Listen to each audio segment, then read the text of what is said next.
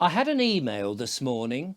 It was just one of those emails. Every now and again, I get this sort of email, and I think to myself, oh, fair enough.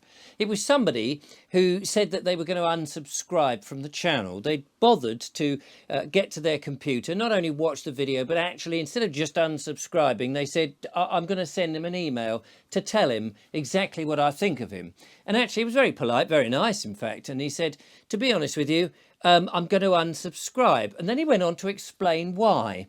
And after he explained why, I started to sort of think, at first you just go, oh, right, fair enough. It's not for you. There's plenty more content out there. Find a video that you like. And that was it. But it kept banging about in my head. And I started to think, I wonder if. So he said that at the moment there was so much content out there about these things that I've been talking about and other people have been talking about. He said it was quite scary. And he said, I'm looking to people like you, not so much to be informed and then scared by what you're saying, but for some answers and some hope. And because you're really just informing us about the things that might be happening, and sometimes they're just your opinion, I find that too much. It's quite too scary, and I'm going to unsubscribe. And I thought to myself, as I was, going around the house doing my various bits and bobs here, I thought, yes, it is true. On the one hand, I started off doing this channel just asking questions about our benevolent government and then who's pulling the strings and what is coming down the line. And then you, the lovely audience, have been so generous with your emails and the links that you send and the explanations, and then people who want to come on and be interviewed, which has been absolutely fantastic. And I'm thoroughly enjoying that. So many interesting people with so many different points of view.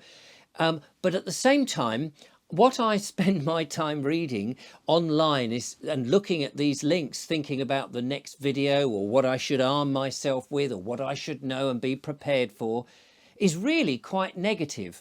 And in the early days, I sort of was watching this stuff thinking, oh my God, we're all going to die in a horrible agonizing death and it's all over. And in fact, this morning I did wake up feeling a little bit gloomy, and then I pulled myself up and got on with the rest of the day, and I put up my walking video, which you hopefully saw, and thank you everybody for seeing that, because I am worried about the countryside. So I've been mulling around on the back of my head today, am I doing the devil's work? Am I actually scaring people by telling people what I have been told myself and passing it on? Now, half the time, I don't know whether any of this is true or not. It seems to be the case. It seems to be that we're being pushed ever more towards a 15-minute city. It seems that the government do want to bring in digital IDs. It seems that these central bank digital currencies are coming. In fact, one correspondent said to me, they're going to be coming in 2025. And I thought, oh, blimey, I thought they were coming next week. You see, the trouble is when I'm reading all these emails, I think everything is imminent, i.e. we're going to have everything happen within the next 24 hours. And if you're not prepared, woe betide you. But so I thought, well, that gives us a year and a bit, doesn't it? 2025, that's, well, nearly 2 years. Phew, I can maybe slowly get pennies out of the bank and keep them in a little pot by my bed. And then when the time is right, break open that little money jar and spend it on a licorice all sort or something.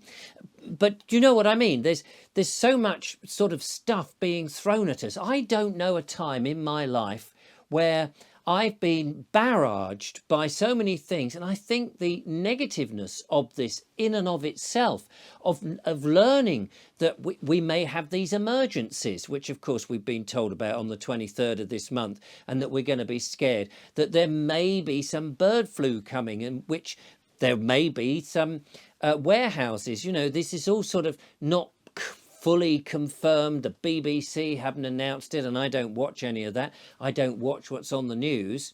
And you end up looking at all this sort of stuff and getting more and more, well, scared, frightened, stressed. All your muscles get tightened up. You get fearful. You can't trust anything. Even when friends send you something, you start getting a bit skeptical. Is that really true? Is that really going to happen? So we've got to somehow combat the being prepared and knowing what's happening, but also trying to find solutions, ways to not panic, not get so het up. I mean, I don't want to lose my lovely viewers if they're getting too scared by what I'm purporting or what I'm thinking is happening, because that's just too much. I want, we all want to have a nice, peaceful and relaxing and a good life. However, if there are nasty things coming down the line, and I don't know any other time when I've ever thought that there would be, but it does seem like something is happening. And all these stories are sort of, are they true? Aren't they true? We know the 15-minute cities is true.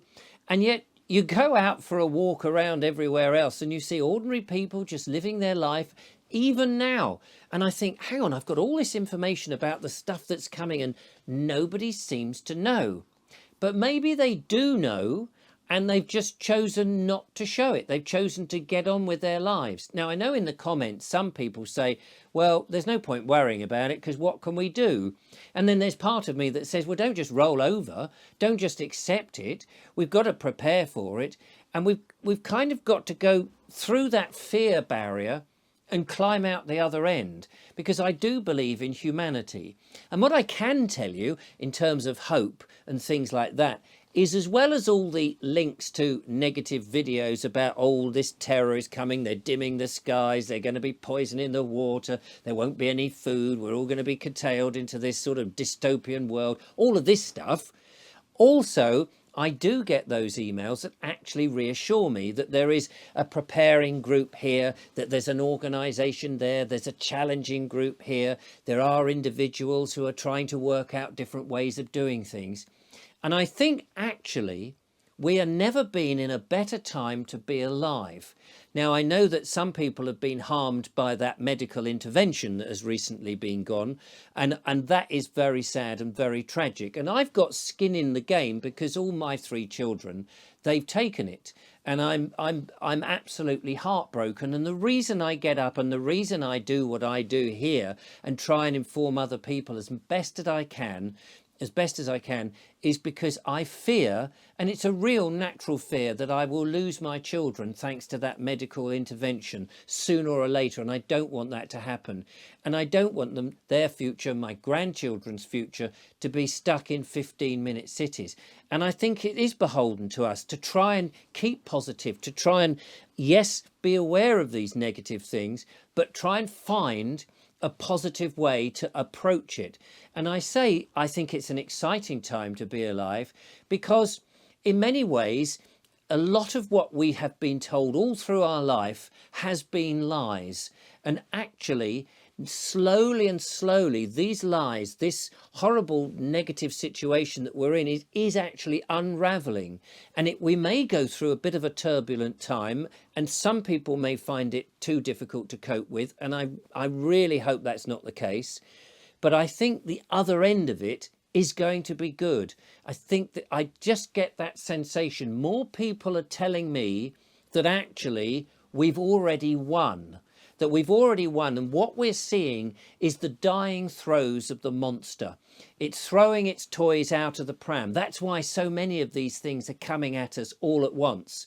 And it's why so many people are actually waking up, and so many people are thinking about how to resolve the problem. So we may have a few more months of this weird dystopian nonsense that's coming down, but actually the message is a positive one, that some of these terrible penal systems, the legal system, the monetary system, the government system is all slowly falling apart, and that there is going to be some form of reset, but not the reset that these psychopaths want, not the one that we're going to be stuck in 15-minute cities and have chips in our heads and be under their control, but actually much freer, much more spiritual and much more wholesome and holistic, and that we will learn how to live again and laugh again and have community again.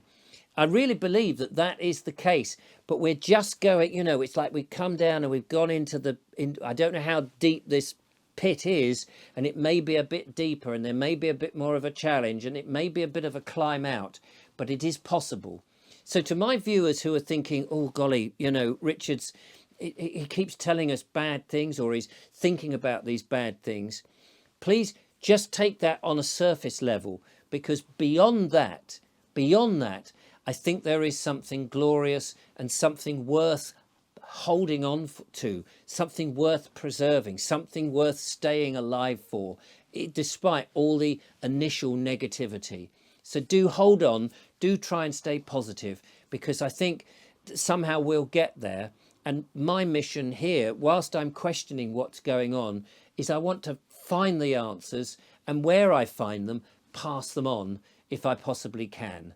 So try and stay positive whilst you can, because it's only by being positive and open to ideas and having a nice higher vibration will we succeed.